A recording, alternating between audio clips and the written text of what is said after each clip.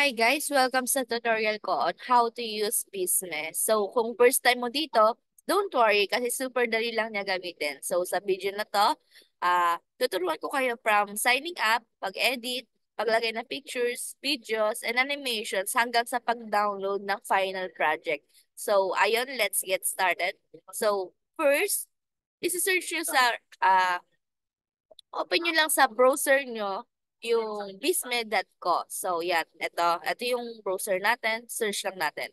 So, kung wala ka pang account, click mo yung sign up for free.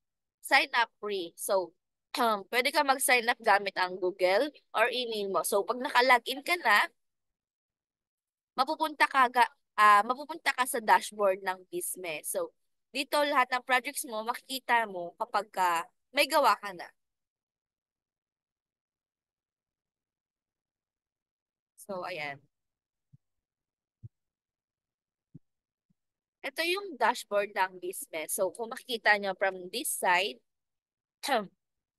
ayan, meron ditong my projects, templates, brand wizard, and create new. So, sa my projects, dito makikita lahat ng ginagawa natin. So, dito, sa projects. Yan, may nagawa na isa. And then, sa templates naman, maraming ready-made designs na galing kay Bisme and brand wizards pang set ng colors and fonts. So sa Create New, kung gusto mo mag-start ng project from the scratch, and sa taas naman, pwede kang gumawa ng presentation. Ito, yan. Presentation, infographics, videos, documents, at marami pang iba. So basically, parang Canva siya, pero mas professional vibes. So for today's, gawa tayo ng presentation for this tutorial. Click natin yung create new and then presentation. So, pipili lang tayo ng presentation na gusto natin, na template na gusto natin. So, ayan yung presentation. So, marami dito, as you can see, marami ditong ready-made si Bisme na pwede natin gamitin. And then, ayan, pili lang tayo ng simple and clean na template na madali lang natin masusundan. So, yan. Hanap lang tayo.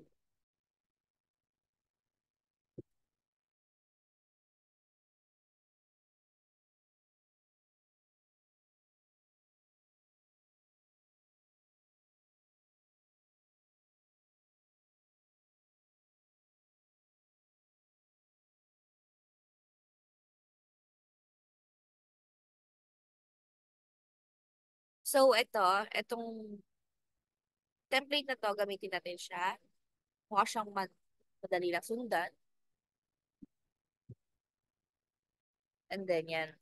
Pagkapasok natin sa editor, ito yung itsura niya. Yan. Ganyan yung itsura niya. So, sa left side, nandyan yung slides lang for layouts, text, photos, icon, charts, and videos. So, sa top naman, makikita rin natin, ito yung top.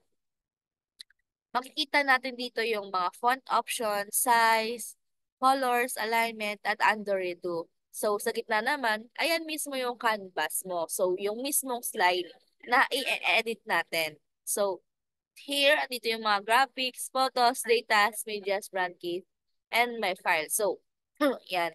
Edit. So, start tayo sa editing text. Sa, kiklik lang natin tong text box na papalitan natin. Yan. Palitan lang natin siya ng iba.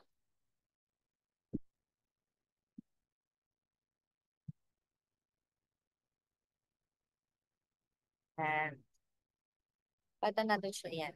And then, pwede natin siya ditong i-edit din. Pwede natin siya i-justify, i-center, or i-left side. Yan. May mga font size din dito. Font. Yan. Pwede natin siyang baguhin. And then, meron din ditong font size. Pwede natin siyang palakihin, paliitin, and may effects din dito. Pwede natin siya i-blur. Yan. May mga ganyan-ganyan din siya. So, yan. Yan. I-redo natin siya. Ayan na siya. So, ayan, editing text. So, adding photos and icons, pwede din tayo maglagay ng mga pictures. Click lang natin yung photo sa left. Search tayo ng image. And ito. Search tayo ng image na gusto natin. So, ito. I like this. So, yan. I-replace lang natin siya here.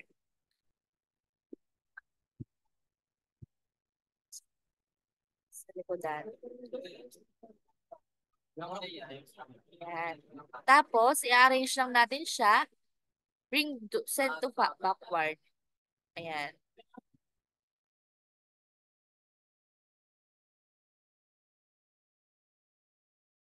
Yan. Send lang natin siya sa backward hanggang lumabas yung, ayan, welcome to my, yan na siya. So, eto, gitna natin siya. Yan, welcome to my tutorial. So, nag-search tayo ng image, drag lang natin siya sa slides. So, kung gusto natin ng mga icons or shapes, click lang natin yung graphics. Ito yung graphics. And pwede tayo mamili ng mga icons, illustration, shape, pati mga 3D na gusto nating idagdag sa slides na to. So, ayan. And then, kung mag-a-add naman tayo ng bagong slides, meron naman here sa gilid, yan, sa Create New, pwede tayo mamili ng mga iba't ibang layout na may title na, bullet points, charts, conclusion, ganon, na connected sa design na meron na tayo. So, yan. Like, kunyari, ito, dadagdag natin. Itong, ayan, insert natin siya. And then, ayan na siya. So, kapag i-dagdag natin siya, lagay, edit lang natin yung my journey. And then, palitan natin ito ng media. Mamaya na yan. Turo ko sa inyo kung paano siya. So, pagka mga data naman or mga numbers, click lang natin yung data kung magdadagdag tayo dito ng data. Halimbawa, here sa slide na to. Ayan. Kunyari, ito. Palitan lang natin siya ng data. Ayan. Gawin natin siya. Ayan. Maps. May map siya, di ba? Galing. And then, pwede natin siyang gawing diagrams. Ayan, marami dito diagrams na pwede natin pagpilian. And then, may mga tables din dito na editable din siya. And then, may charts, graphs. Ang maganda yung dito sa may pie graphs nila at sa mga charts nila, editable na siya. So, kapag nag-add tayo dito ng graphs, ayan, for example, ayan, nag-add tayo. So, kung makikita nyo here, may data dito nakalagay sa gilid. Ayan. Tapos, kung kunyari, gawin natin ah 10, balik-balik rin natin siya, 30.2, and then, ayan, ito naman yung 9.8. Kung nakikita nyo, kung mapapansin nyo, nagbabago-bago tong bilog na to. Ayan. Ayan ang kagandahan sa kanya. And pwede natin siyang lagyan ng title dito sa taas. Ayan. Tapos, lagay lang natin siya sa ganyan. Ayan siya. Ganyan siya kagaling. And then, yan. Pupunta rin sa Facebook.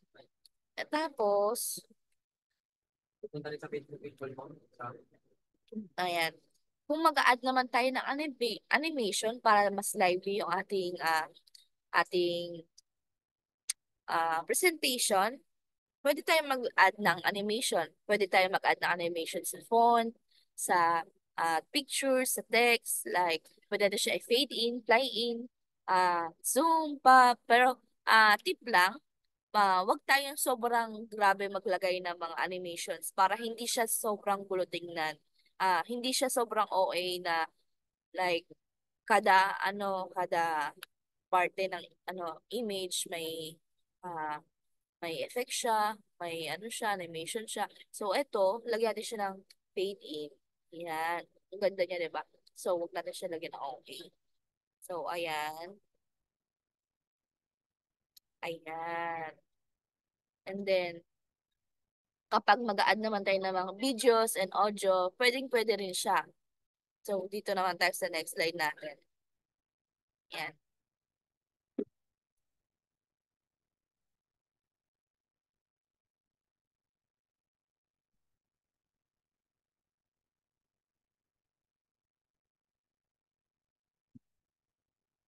Yan. Gawin natin tong videos, yung likuran niya. I-replace natin siya dito sa media ng ating videos. So, ayan. makikita mo, marami dito mga video. So, gayahin lang natin siya. Ano bang maganda? Yung nature na lang.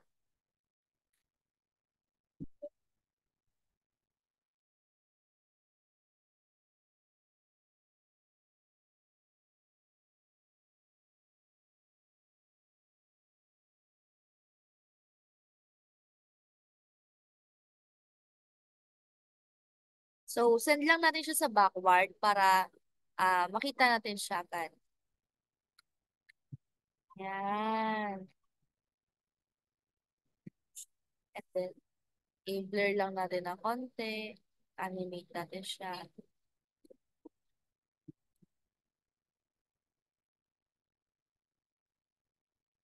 Yan. And then, yan. Tapos, lagyan natin ito ng animation. So, kung gusto natin na may audio naman, click lang natin yung audio na may background music or sound effect. Pwede natin siya i-adjust yung volume kapag nag-add tayo ng audio. So, dito rin yan sa media, back lang natin. Ayan, sa add audio, meron ditong, ayan, add lang natin to. And then, ayan,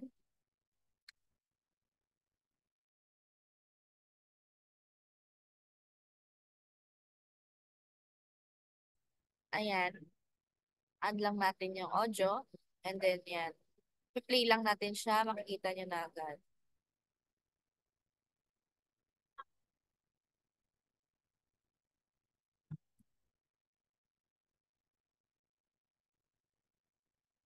Right? So, pwede natin siya i-remove or i-ano, i-settings pa. Yan, edit pa natin yung audio na nilagay natin. So, ito gusto ko eh. Ayan. So,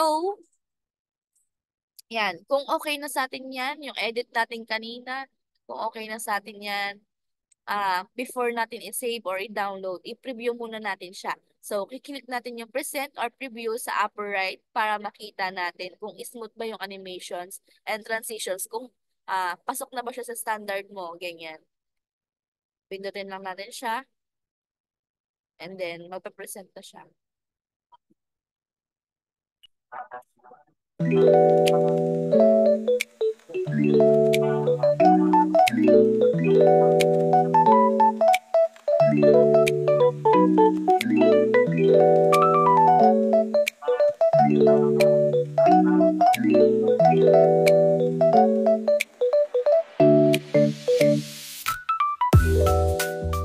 So, ayun siya. So, kung satisfied ka na, i-click mo na lang yung save. Ito here yung save.